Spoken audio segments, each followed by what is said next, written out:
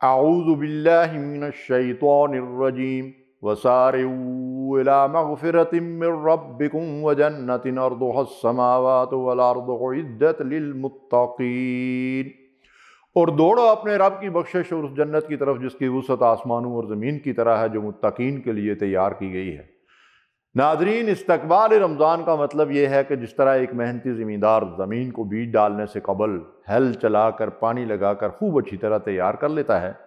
تاکہ جب وہ بیج ڈالے تو وہ زمین اس بیج کی قبولیت کے لیے پوری طرح تیار ہو، بالکل اسی طرح ایک مسلمان رمضان کی آمد سے قبل امام الانبیاء حبیب کبریا محمد مصطفیٰ صلی اللہ علیہ وسلم کی سنت اور صحابہ کے طریقے پر عمل کرتے ہوئے رمضان کے لیے ایسی منصوبہ بندی کرے، قبل از وقت اتنی محنت کرے کہ اس کا دل قبولیت حق اور نیکیوں کے شوق اور محبت میں رمضان کی شروعات کے ساتھ ہی طے شدہ منصوبے کے مطابق عمل پر آمادہ اور تیار ہو جائے۔ اللہ کے نبی صلی اللہ علیہ وسلم اور صحابہ اکرام رمضان کی آمد سے قبل ہی اس کے لیے دعائیں اور تیاری شروع کر دیتے تھے۔ اس لیے علماء فرماتے ہیں کہ استقبال رمضان کا مطلب یہ ہے کہ رجب میں دل کی کھیتی کو آمادہ اور تیار کرنا، شعبان میں اسے بندگی رب اور اطاعت رسول کی مشق کرانا،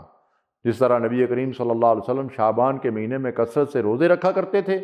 اور پھر رمضان میں نفس کی باغیں کس کر اسے بندگی رب اور اطاعت رسول کے شکنجے میں ڈال دینا، تاکہ بندہ مومن کو رمضان کے وہ سارے فیوز و برکات حاصل ہو سکیں جو رمضان کے ذریعے سے اللہ تعالیٰ ہمیں دینا چاہتا ہے۔ ناظرین، رمضان نیکیوں کا موسم بہار اور بندہ مومن کے لیے بخشش اور مغفرت کے حصول کا خاص سیزن ہے۔ جس طرح تاجر حضرات تجارت اور کاروبار کے لیے سیزن میں خصوصی منصوبہ بندی اور اسپیشل انویسٹمنٹ کے ذریعے خوب محنت سے اتنی کمائی کر لیتے ہیں کہ وہ سال بھر کے لیے کافی ہوتی ہے، اسی طرح اس ماہ مبارک میں ہم نے ایک مہینہ عبادات اور تعلق باللہ کے ذریعے سے اتنی روحانی قوت حاصل کرنی ہے جس کے بلبوتے پر ہم پورا سال بندگی رب اور اطاعت رسول کے ذریعے تقویٰ والی زندگی بسر کر سکیں۔ ناظرین، وقت زندگی کا سب سے قیمتی سرمایہ ہے۔ لوگ کہتے ہیں وقت سونے سے منع ہے، لیکن حقیقت یہ ہے کہ سونا اگر ضائع ہو جائے تو مزید بنایا جا سکتا ہے۔ وقت سونے سے بہت زیادہ قیمتی ہے، اس لیے کہ جو لمحہ آپ سے نکل گیا وہ واپس نہیں آتا۔ ہم نے آنے والے ماہ مبارک میں وقت اور موقع کو غنیمت سمجھنا ہے، اپنی زندگی کو ایک نیا رخ دینا ہے اور اس کے لیے ایسی منصوبہ بندی کرنی ہے کہ سستی اور کاہلی اور نیری آرزوں تمناؤں اور خواہشات سے نکل کر ہمت و جواں مردی کے ساتھ بندگی رب اور اطاعت رسول میں لگ جانا ہے۔ اللہ سے اپنے تعلق کو مضبوط کریں، اس قیمتی وقت کا ایک ایک لمحہ اللہ کی اطاعت میں صرف کریں، نمازوں کو وقت کی پابندی کے ساتھ خشوع اور خضوع کی روح کے ساتھ ادا کریں، نوافل کا اہتمام کریں، نماز تراویح، تہجد اور قیام اللیل کے ذریعے سے رب کو راضی کرنے کی کوشش کریں،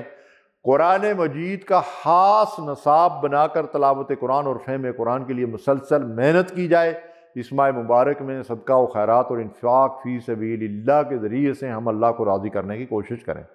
سچی توبہ استغفار کو اپنے اوپر لازم کر لیں کہ یہ دعاؤں کی قبولیت کا مہینہ ہے۔ قبولیت کے خاص اوقات میں